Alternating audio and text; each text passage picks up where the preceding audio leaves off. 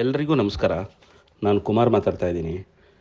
Bengaluru international film festival ಬಿಫ್ಸ್ 21 ಈ ವರ್ಷ March 24 ನಡೆಯುತ್ತೆ ಅಂತ ಅನೌನ್ಸ್ ಆಗಿದೆ. ನಾನು ಈಗ ಮಾತಾಡ್ಲಿಕ್ಕೆ ಬಂದಿರೋದು ಆ ವಿಚಾರವಾಗಿಯೇ. ಈ ವರ್ಷ ನಡೆದರೆ ಅದಕ್ಕೆ ಅಫಿಲಿಯೇಷನ್ ಸಿಗುತ್ತೆ, ಅಕ್ರಿಡಿಯೇಷನ್ ಸಿಗುತ್ತೆ. ಓಕೆ, ಸೊ ಈ ಒಂದು ಫೆಸ್ಟಿವಲ್ ಅಕ್ರಿಡಿಯೇಷನ್ ಸಿಗಬೇಕು ಅಂತಂದರೆ ಕಂಟಿನ್ಯೂಸ್ ಆಗಿ ಒಂದೇ ಒಂದು ವೆನ್ಯೂನಲ್ಲಿ 6 ವರ್ಷ ಕಂಟಿನ್ಯೂಸ್ ಆಗಿ ಒಂದೇ ಡೇಟ್ನಲ್ಲಿ ನಡೆದಿರಬೇಕು ಅಂತ ರೂಲ್ಸ್ ಇದೆ. ಈ ಅಕ್ರಿಡೇಷನು ಅಫಿಲಿಯೇಷನ್ ಕೊಡೋದು FIAPF ಅಂದರೆ international federation of film producers association. ಇದು 1933 ಬ್ರುಸೆಲ್ಸ್ ಬೆಲ್ಜಿಯಂನಲ್ಲಿ ಶುರುವಾಯಿತು. ಈ ಒಂದು FIAPF ಇದಕ್ಕೆ ಒಂದು 30 ದೇಶದಿಂದ 36 ಮೆಂಬರ್ಸ್ ಇದ್ದಾರೆ.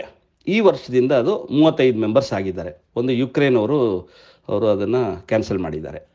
ಅದರಲ್ಲಿ 30 ದೇಶದ್ದು 35 ಮೆಂಬರ್ಸಲ್ಲಿ ನಮ್ಮ ದೇಶದ್ದು ಫಿಲಮ್ ಫೆಡರೇಷನ್ ಆಫ್ ಇಂಡಿಯಾ, ಆಮೇಲೆ ಎರಡನೇದು NFDC national film development corporation ಅವರು 2 ಮೆಂಬರ್ ಇದ್ದಾರೆ.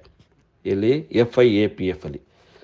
ಈ FIAPF ಅವರು ಅಂದರೆ international federation of film producers association ಅವರು ಒಂದು 47ರಿಂದ 50 ಅಂತ ಅನ್ಕೋಬೋದು film festivals world wide accreditation ಕೊಟ್ಟಿದ್ದಾರೆ.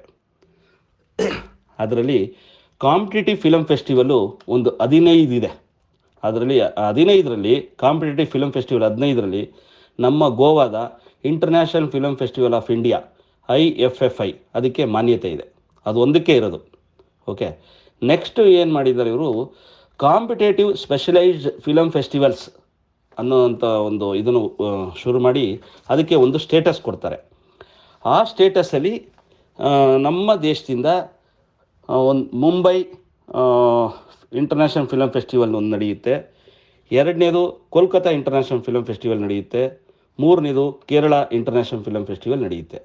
ಇದು ಕಾಂಪಿಟೇಟಿವ್ ಸ್ಪೆಷಲೈಸ್ಡ್ ಫಿಲಮ್ ಫೆಸ್ಟಿವಲ್ ಸ್ಟೇಟಸ್ನಲ್ಲಿ ಬರುತ್ತೆ.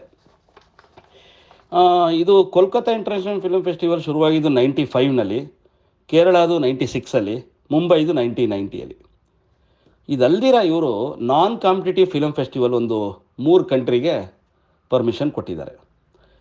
ಇದು ನಾನು ಯಾಕೆ ಹೇಳಲಿಕ್ಕೆ ಬಂದೆ ಅಂದರೆ, ನಮ್ಮ ಬೆಂಗಳೂರು ಇಂಟರ್ನ್ಯಾಷನಲ್ ಫಿಲಮ್ ಫೆಸ್ಟಿವಲ್ಗೆ ಈ ವರ್ಷ ಫೆಸ್ಟಿವಲ್ ಆದರೆ ಮಾನ್ಯತೆ ಸಿಗುತ್ತೆ. ಅದು ಮುಂದಿನ ಜನಾಂಗಕ್ಕೆ, ಮುಂದೆ ಬರುವಂಥ ಯಂಗ್ಸ್ಟರ್ಸು, ನಮ್ಮ ಕನ್ನಡ ಒಳ್ಳೊಳ್ಳೆ ಕಂಟೆಂಟ್ ಬರುವಂಥ ಸಿನಿಮಾಗಳಿಗೆ ನಮ್ಮ ದೇಶದಲ್ಲಿ ಇದಕ್ಕೊಂದು ರೆಕಗ್ನೇಷನ್ ಸಿಗೋದ್ರಿಂದ ಇದು ನಮಗೆ ಒಂದು ಮಾನ್ಯತೆ ಸಿಗಲೇಬೇಕಾಗಿದೆ. ಅದಕ್ಕೆ ಎಲ್ಲರೂ ಕೋಆಪ್ರೇಟ್ ಮಾಡಿ. ಮತ್ತೊಂದು, ನಾನು ಒಂದು ವಾಟ್ಸಪ್ಪಲ್ಲಿ ನೋಡಿದೆ, ಫಿಲಮ್ ಫೆಸ್ಟಿವಲ್ನೇ ನಿಲ್ಲಿಸಬೇಕು ಅಂತ ಒಂದು ಲೆಟ್ರು ವಾಟ್ಸಪ್ಪಲ್ಲಿ ಹರಿದಾಡ್ತಾ ಇದೆ. ನಾನು ಅವ್ರಿಗೆ ರಿಕ್ವೆಸ್ಟ್ ಮಾಡ್ಕೊತಾ ಇದ್ದೀನಿ, ದಯವಿಟ್ಟು ಬೇಡ ಸರ್, ಫಿಲಮ್ ಫೆಸ್ಟಿವಲ್ನ ನಿಲ್ಲಿಸೋದು ಯಾವುದೇ ಕಾರಣಕ್ಕೂ ಬೇಡ. ಏಕೆಂತಂದರೆ ಫೆಸ್ಟಿವಲ್ ನಡೀಲಿ, ಒಳ್ಳೆ ರೀತಿಯಲ್ಲಿ ನಡೀಲಿ, ನಮಗೆ ಅಕ್ರಿಡೇಷನ್ ಸಿಕ್ಕಲಿ, ಮುಂದೆ ಬರೋ ಯುವ ಪೀಳಿಗೆಗೆ ಈ ಒಂದು ಫೆಸ್ಟಿವಲ್ಲು ಭಾಳ ಉಪಯೋಗ ಆಗುತ್ತೆ. ಏನಾದರೂ ಅಕಾಡೆಮಿ ಅಧ್ಯಕ್ಷರ ಮೇಲೆ ಅಥವಾ ಅಕಾಡೆಮಿ ಮೇಲೆ ಏನಾದರೂ ಇಶ್ಯೂಸ್ ಇದ್ದರೆ ಅವ್ರ ಮೇಲೆ ನಾವು ಫೈಟ್ ಮಾಡೋಣ. ಅವ್ರಿಗೆ ಒಂದು ಲೆಟ್ರ್ ಬರೆಯೋದು ಅಥವಾ ಕಾನೂನಾತ್ಮಕವಾಗಿ ಅವ್ರ ಮೇಲೆ ಆ್ಯಕ್ಷನ್ ತೊಗೊಳ್ಳೋದು ಮತ್ತೊಂದು ಮಾಡೋಣ. ಯಾವುದೇ ಕಾರಣಕ್ಕೂ ಫಿಲಮ್ ಫೆಸ್ಟಿವಲ್ಲು ನಿಲ್ಲಿಸೋದು ಬೇಡ. ಇದು ನಂದು ಕಳಕಳಿಯ ಮನವಿ. ಯಾಕಂದರೆ ನಮ್ಮ ದೇಶದಲ್ಲಿ 1952ನಲ್ಲಿ ಈ IFFI international film federation of India ಶುರುವಾಗಿದ್ದು ಅಲ್ಲಿಂದ ನಡ್ಕೊಂಡು ಬಂದಿದೆ. 1990ಯಲ್ಲಿ ಮುಂಬೈಗೆ ಮಾನ್ಯತೆ ಸಿಕ್ಕಿದೆ, 1995 ಕೋಲ್ಕತ್ತಾಗೆ ಸಿಕ್ಕಿದೆ, ಕೇರಳಗೆ 1996ಅಲ್ಲಿ ಸಿಕ್ಕಿದೆ.